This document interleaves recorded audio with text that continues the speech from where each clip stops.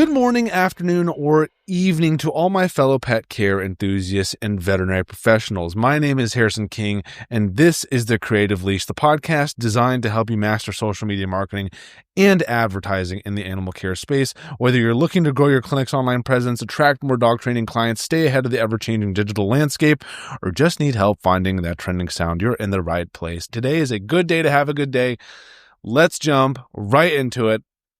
Everyone, I'm really trying to bring the energy today because I am just so tired. I had to wake up. I stayed up till around 1 a.m. last night working. I had to wake up at 6 a.m. This morning to take my children to the doctor's office for their 1-year appointment. We celebrated their one-year birthday last week, which was super exciting. And just trying to keep the energy alive. You know, it's a full day of work. It's actually a longer day of work because I'm filming with a client later tonight. And just a lot of things are going on right now. A lot of projects I'm excited to talk more about. One of them coming up soon. But yeah, we're going to skip past housekeeping. We're going to go straight into hot off the collar. This segment is where I break down the latest updates from the major social media platforms, Instagram, Facebook, and TikTok, and explain what they mean for you and your marketing strategy. I have two this week, one for Instagram, one for TikTok. Let's dive into the Instagram one real quick. Instagram has added competitive insights to the platform. Now, I'm not quite sure if this is rolled out to all users or if they are kind of doing this testing thing that they usually do where it rolls out to some, doesn't roll out to others. I personally am actually not sure if it is on my clients' profiles. You know what? Let's do a real live check. I should have done this before, but let's see. Let's go to, for example, my mom's account here. And let's see if it's in here. It's in the settings tab. If you go to the your profile, click the 3 bars in the right top right hand of the screen. It's in there. And so if I type competitive, it is not there. Okay. So they must be doing some kind of rollout with this new feature. I have mixed feelings on this feature. From what I have seen, the comparisons that they are providing in terms of the analytics that they're providing are okay. They don't give you a ton of information as to what you could be doing differently compared to another creator and like looking at their numbers and whatnot. But I, as a business owner, I have skepticism just about comparing yourself to other businesses, like other profiles, for example. I was taught that you really should just worry about your own backyard, and that has treated me well throughout my entrepreneurial journey. And that's not to say that you shouldn't be aware of other people's numbers and what they're doing, etc. But I think it can be kind of all-consuming when you really dive into the nitty-gritty of comparing yourself to others, comparing your business to others. However, I did want to highlight some of the key analytics that I think you should be focusing on that this new feature provides.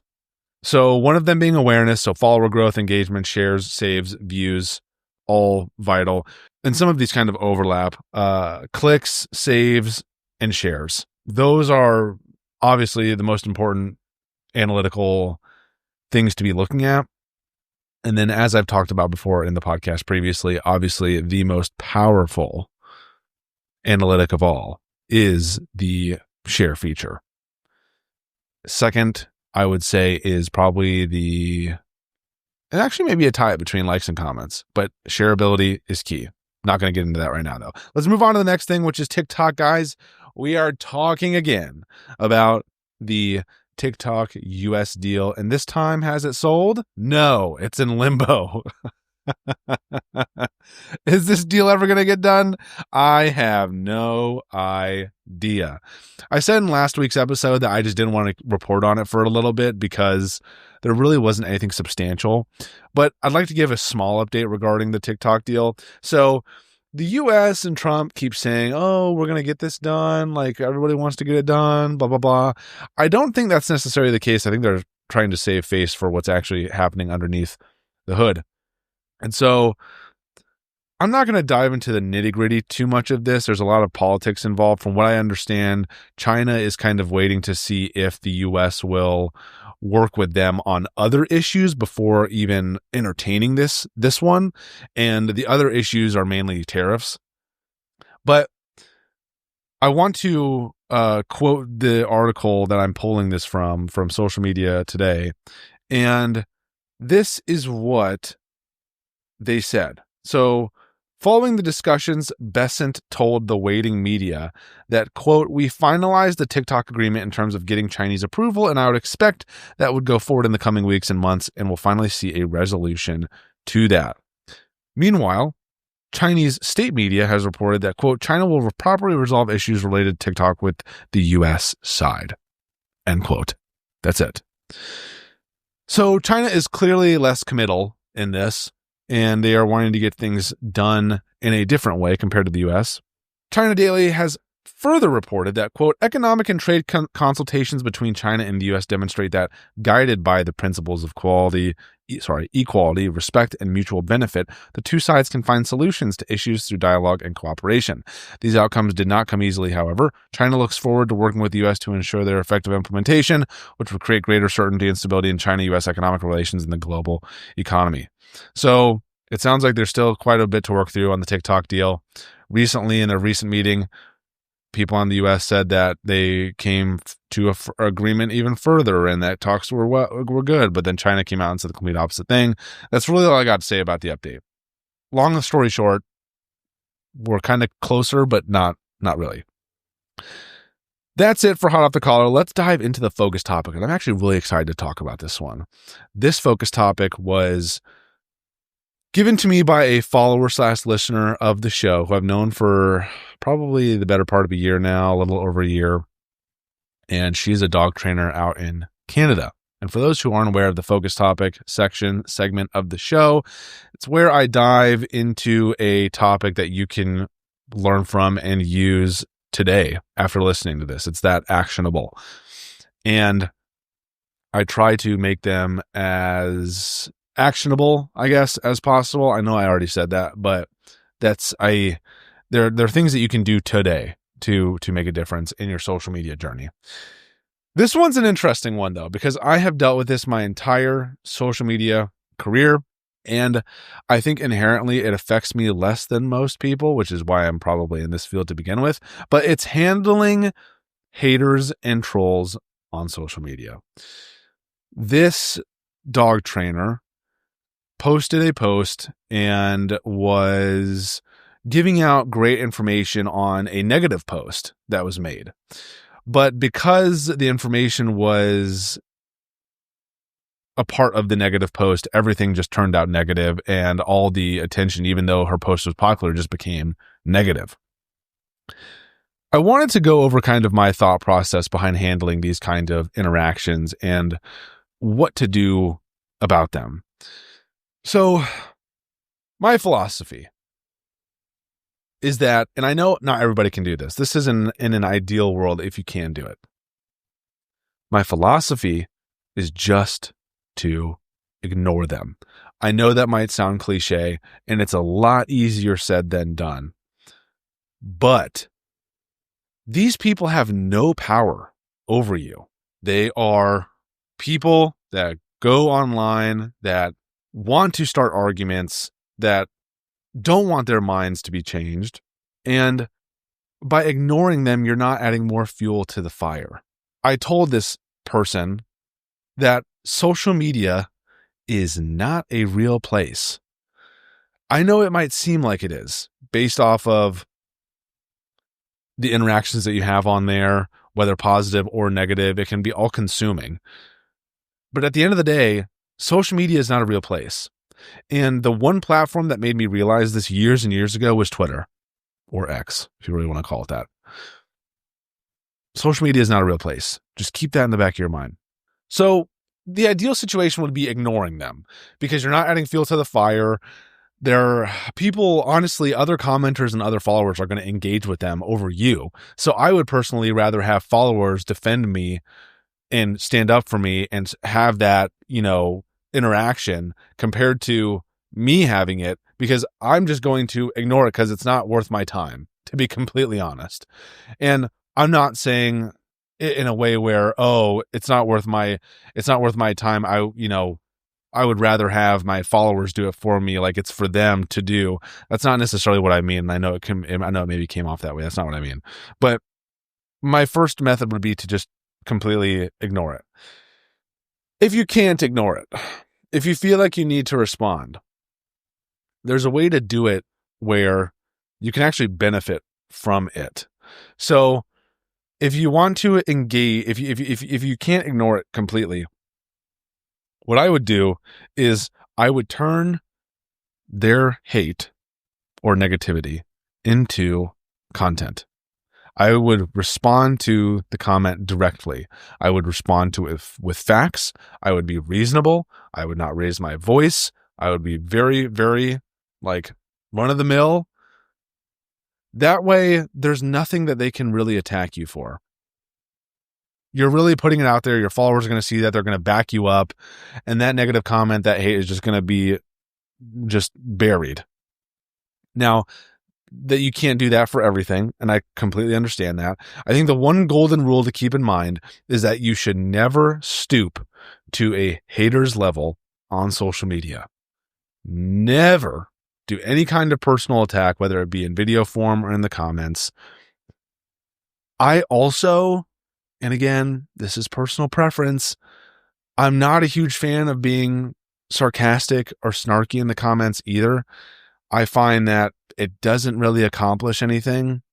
And it's, that's just my personal preference. Many of the clients that I work with are professionals, and they are doctors, and they're in the veterinary / healthcare industry. And I think that you can respond in a way with poise and calmness where you are delivering your points well, and you are, for lack of a better word, crushing them. That's not the right word, but what's the right word for that? Not crushing them necessarily, but you're beating them like in the debate, pretty much, right? Like there's a way to go about that where you're debating them in the comments or in video form, and you are winning pretty much without those sarcastic comments, without the snarkiness, without the personal attacks or anything like that. Never stoop to their level. And to kind of go back to the ignoring part of it, these people, they want you to engage, and most of the time, even if your goal is to change their mind or inform them, they just don't care, which is why at the end of the day, I think that totally ignoring them is the best way to go, because I think you gain more from ignoring them than if you were to engage with them. It takes up less brain power and all that. Anyway, that is my second point, is to just, if you're engaging, just never just stoop to their level. And then all the other stuff I said about turning it into content. Now, I am not a huge fan of blocking people willy-nilly. I think that it's important for conversations to be had. And I think that by blocking people, and again, this is personal preference, but by blocking people willy-nilly like that, we are doing it so flippantly, I think it can cause more harm than good, and you're kind of encapsulating yourself in a bubble where you're only hearing your own people's thoughts. And I think it's important to have that wide array of discussion and opinions, because I think that the more opinions that you add to the pool of meaning, the better decisions and ideas that you can come up with as a person. Now, granted, that's personal preference. I also understand if people block flippantly. I'm not telling you to do it really one way or the other. But I think there are scenarios where you do need to block somebody, like bar none. And I think there's two scenarios where that happens. And I think this is kind of self-explanatory, but harassing people, that was really loud, harassing people and personal attacks. If people are and stalking as well. If people are doing any of those things or doing anything on the that is as severe as those, immediate block. There's no doubt about that. That's warranted. wipe it off your hands, be done with that. Block them. I think that at the end of the day, when it comes to haters and trolls, it's just important to remember that you are the professional. You know what you're doing. As long as you believe what you're saying is true based off of your opinion or based off of your training and your experience, that's really all you need to worry about. As long as you know in your heart of hearts that you're right, that's all you need at the end of the day. And so just keep that in mind. I think a lot of people get caught up in, oh, I need to convince this person that I'm right. I need to convince this person that I didn't mean it that way. I need to convince this person. Let go of all of that and just know that you know what you're talking about.